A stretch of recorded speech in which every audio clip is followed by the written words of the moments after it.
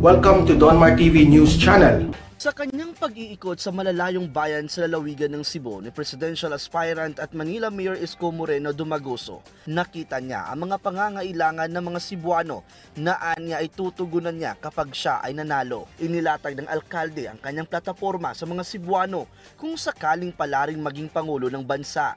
Isa sa kanyang mga binisita ang pinakamahabang tulay sa bansa, ang Cebu-Cordova Link Expressway, kung saan kinumusta ng alkalde ang mga construction workers na nasa likod ng tagumpay sa pagkakagawa ng Santo Niño Bridge. Pangarap ng alkalde na gumawa ng mga tulay, MRT at LRT sa Cebu. More bridges. Dapat ito ang susunod na goal na natin sa Cebu dahil siyempre yung mabubuntis Mabubuntis yung baba nito So we have to create more public transport. Plano ng alkalde na gumawa ng tulay na magdudugtong sa Bohol at Cebu. Gayon din sa isla ng Negros papunta sa Cebu. Sakaling maging pangulo ng bansa, prioridad din ni Mayor Isko na paunlarin ang turismo at agrikultura sa probinsya. Ano man ang build ng nakaraang administrasyon o ni Pangulong Duterte, kung ano may nandiyan na, o itutuloy ko na lang yan. Nakipagkita rin si Mayor Isko kay Cebu Governor Gwen Garcia na kilala ang dalawang local chief executive sa kanilang mga paninindigan. This is quite a historic meeting of two chief executives of two major local government units. Kapansin-pansin na kasakasama ni Mayor Isko sa kanyang paglilibot sa Cebu si Congressman Pablo John Garcia, ang Secretary General ng One Cebu, ang pinakamalaking alyansa ng politika sa isla ng Cebu. Bagamat wala pang pinal na anunsyo, posibleng ikokonsidera ng partido na gawing presidential candidate ng One Cebu si Mayor Isko Moreno. Nilinaw ng Malacanang na nagbibiro lamang si Pangulong Duterte na sabi nito sa isang talumpati noong 2017 na nagnakaw siya sa pundo ng bayan. Sinabi ni Secretary Harry Roque na hindi siya tatagal sa pwesto kung kurap ang Pangulong Duterte. Makita sinabi noon ng Pangulo sa kanyang talumpati na marami rin daw siyang ninakaw pero naubos na at kasabay ng pagtiyak din na ang korupsyon ay hindi mangyari sa kanyang termino. Nabuhay na turang pahayag ni Duterte nang banggitin ito ni Senador Richard Gordon, ang chairman ng Senate Blue Ribbon Committee, ilang araw matapos sabihin ng una na hindi siya mahalal na Pangulo kung siya ay korap. Ayon pa kay Roque, sa 40 years sa politika ni Pangulong Duterte ay hindi na-isyuhan ng Notice of Disallowance ng Commission on Audit ang Pangulo. Dati na sinabi ni Pangulong Duterte na nagpalabas ang COA ng 140 million pesos na halaga ng Notice of Disallowance kay Gordona noong pinamunuan nito ng Subic Bay Metropolitan Authority o SBMA. Iniig naman ni Gordona na handa niyang harapin ang investigasyon kaugnay sa pondo ng SBMA sa ilalim ng kanyang pamamahala. Opisyal nang inendorso ng mga Enrile ng Cagayan Province si Presidential Aspirant Bongbong Marcos. Susuportahan din ni Marcos si Katrina Ponce Enrile na tumatakbong kongresista sa Cagayan. Siya rin ang provincial chair ng Partido Federal ng Pilipinas kung saan standard bearer si Marcos. Ang ama niyang si Juan Ponce Enrile ang defense minister ng dating diktador na Ferdinand Marcos. Parte naman ng tinatawag na Solid North ng mga Marcos ang Cagayan. Nakipagkita si Senator Manny Pacquiao kay Catholic Bishops' Conference of the Philippines Secretary General Bernardo Pantin ukol sa plano niyang isulong ang 50-year Legislative Development Master Plan. Ayon kay Pacquiao, isa sa batas ang master plan para kahit na iba ang agenda ng papalit na lider ng bansa, maipapatupad pa din ito. Nabanggit din ng senador na isusulong na rin niya ang death penalty pero para sa kaso tulad ng plunder at illegal na droga. Iginagalang po ni Senator Christopher Bongo ang opinyon ng senatorial bet na si Raffy Tulfo na bigo ang war on drug campaign ni Pangulong Rodrigo Duterte. Sinabi ni Go na karapatan naman ng sino man ang magpahayag ng kanilang opinyon pero mas magandaan niyang ang taong bayan ang humusga. Ayon kay Go, malayo nang narating ng kampanya kontra illegal na droga at kriminalidad sa bansa. Kaya naman mas marami na ang kampanting maglakad kahit sa gabi. at kampanteng makakauwi ng maayos ang kanilang mga anak. Giit ni Go na kung dati ay naghahari-harian ang mga drug lords pero ngayon ay iginagalang na ang kapulisan dahil sa proteksyon na ibinibigay nila sa mga mamamayan. Binigyan din pa ni Go na pinagkakatiwalaan ng taong bayan si Pangulong Duterte dahil ipinaglalaban niya ang kapakanan ng mga biktima, mga mahihirap at walang matakbuhan. Bumisita si Presidential Aspirant Manila Mayor Isko Moreno sa Cebu Province para pakinggan ang kanilang mga naging karanasan nitong pandemya at kung paano sila unti-unting bumabangon mula sa krisis. Kasama si Cebu Governor Gwendolyn Garcia, pinasyalan nila ang halos 9 kilometrong Cebu-Cordova Bridge. Ayon kay Moreno, sakaling palarin sa 2022, itutuloy niya ang Build, Build, Build program. Bumiyahe naman sa Negros Occidental si Vice President Leni Robredo para bisitahin ang grupo ng mga kababaihan sa bayan ng Murcia. Nakipagpulong si Robredo sa mga chapter leader ng Murcia Women's Association Lakas ng Kababaihan sa Sitio Sumbingco na isa sa mga benepisyaryo ng programang Pangkabuhayan ng Pangalawang Pangulo. Nakipagkamustahan naman sina Senador Ping Lacson at katandem na si Senador Tito Soto sa mga taga-Cabuyao, Laguna. Hinikayat nila ang mga residente na pumili ng lider na may malawak ng karanasan sa paglilingkod sa bayan. Dapat din daw bigyan ng pagkakataon ang mga LGU na dumiskarte para na rin sa kanilang ikauunlad.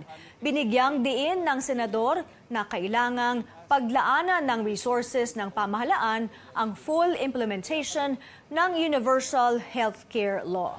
Na-involve na ba yung pangalan ko sa kahit anong usapin patungkol sa korupsyon? Yung record namin sa Office of the Vice President for the 3rd straight year, nakukuha namin yung highest COA audit rating. Malinis ang aming pagpapatakbo. Nung nasa Congress ako, anong klase bang mga batas yung aking final? 2 sa mga final kong batas ay yung pinakauna kong final ay nakalimutan ko yung title. Yung pinakauna kong final ay nakalimutan ko yung title. Yung pinakauna kong final ay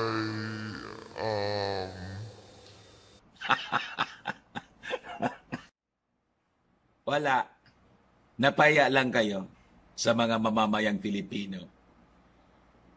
And yung motibo po ninyo, bukya na bukya. Booking, bistado na kayo sa mga mamamayang Pilipino. Nanggagamit lang po kayo. Sabi na nagkuhan sa akin dito, Bicolano ka niya. Why is it not a non-Bicolano yung you do not want to support the Bicolano candidate for? Sabi ko, kung iba siguro ang pangalan, baka. Pero itong Dilaw, wow. Ang sasama ng ugali niyan. Kaya dahil ko Bicolano, hindi pa ako magsusupport sa ganitong uri ng mga tao. While I am a Bicolano, I am a Filipino, and I love this country. I'll not allow this country to be ruled by people na mga masasamang ang loob. Di ba? Masasamang loob. Hindi. Mga manloloko, mga sinungaling. Wag na. False accusers. Yeah, yung mga tao ito. Akusa ng akusa to serve their personal interest. Hindi ko kayang ganon. Kung siguro kayo, sige kayo, pero ako wag na. Hindi ninyo ako makukumbinsi niyan. Mga bugo kayo. Kasi Bicolano. Tulad ni Delilah, wag na. Ang daming salot na Bicolano. Kasi Bicolano, so sasama ako sa salot. Huwag na. Kayo na lang. Gusto ninyo magpakasalot, di desisyon ninyo yun. Pero i-convince ninyo ako sa gano'n. Hindi man po ako tulad niyo. Bulok. Hindi man ako tulad ninyong bulok. Di ba? Kasi anya, di ba kung ang presidente yan, yung biyaya, ay, personal gains kasi yung iniisip ninyo. Ang nagkikinabang yan, yung mga politiko man lang. May mga projects. O tanong, ilan yung nakopit nila doon? Ang yumayaman, yung mga contractors man lang. Ilang taon na tayong ganito? You see? Makita mo yung mga contractors, ang yayaman, sip-sip ng sip-sip doon sa politiko. Kasi madaling utuhin, ay mahina yung tuktok eh. Binobula-bula. Lalo pa yung allied kay Damaso. Alams na. Para makahingi na makahingi. Yung dati, makabalik. Lahat kayo hingi kasi. Magpagod naman kayo. Demiskarte kayo ng sarili ninyo, hindi yung gatasan ninyo yung gobyerno. Ganito. Ituloy ko pala. Based on the accounts from the ruling, the notices from the BIR were received by a caretaker of Marcos, you see, on August 23, 1991, in September 12, 1991. The cases were filed before the Quezon City Court between September 20, 1991 and October 2091. Not enough time for Marcos to react to the notices and pay the deficiencies the ruling noted. Ginipit ninyo eh. Wala man kayong bill. Wala man kayong notisya. Kaya nagmalaman ni Marcos, sinettle niya. Di ba kayang bayaran yon? Yun kayo talaga. Gumagawa lang kayo ng bitag.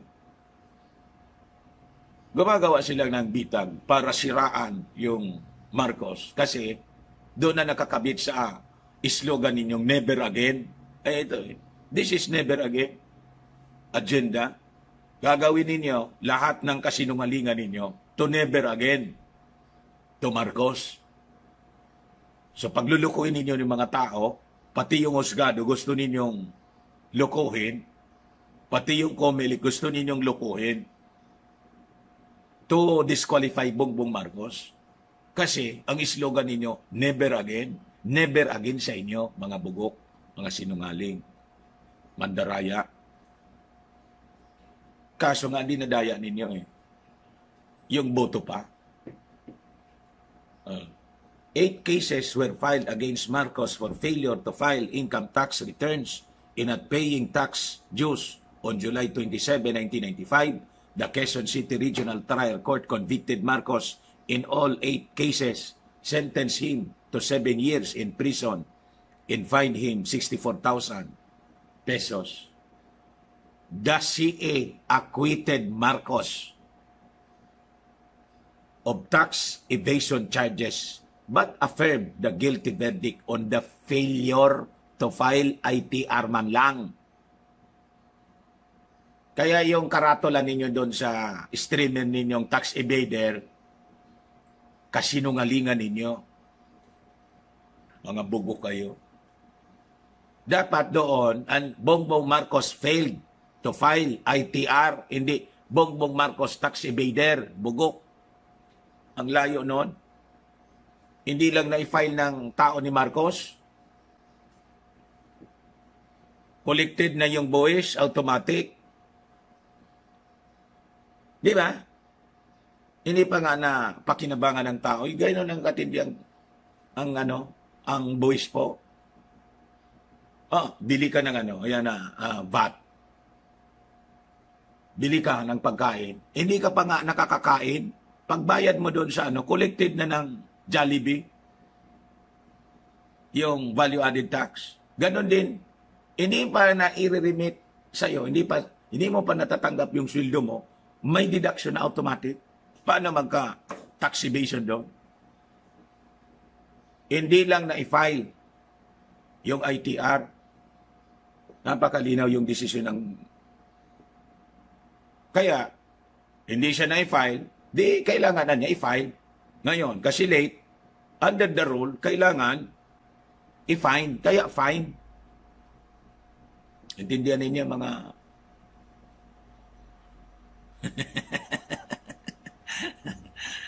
Attorney Larry Gadon, pasok. He was ordered to pay fine 32,000 pesos, o kita ninyo, for not filing ITRs for the period from 1982 to 1985. You see, Marcos appealed the case to the Supreme Court only to withdraw it later. He settled the fines on October 31, 1997. Withdraw kasi, hindi naman na niya kailangan. It will not be a cause for your disqualification in your future plans.